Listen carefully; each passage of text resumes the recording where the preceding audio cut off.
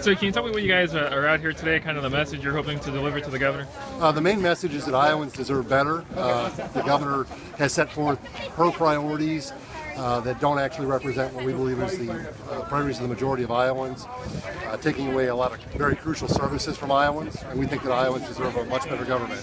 I guess, can you elaborate then on what are some of the things that particularly you're concerned about with regard to her priorities and what she had to say in the condition of the state?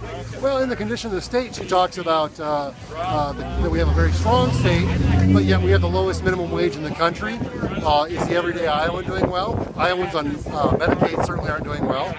Privatized Medicaid is a complete disaster, and yet she continues to stand by that.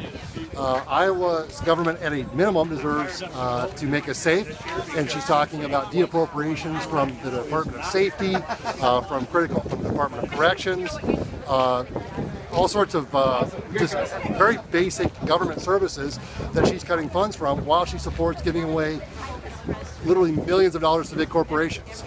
Well, I guess the governor did say in the condition of the state address that given the state budget issues that she's not calling on addressing corporate tax rates or corporate tax cuts this year, and instead convening a panel of lawmakers to kind of review and assess those credits.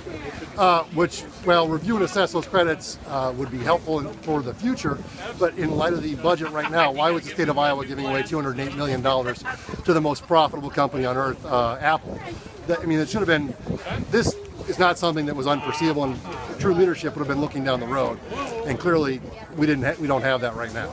Your thoughts on what the governor had to say here today and some of the priorities that she outlines from her condition of the state address?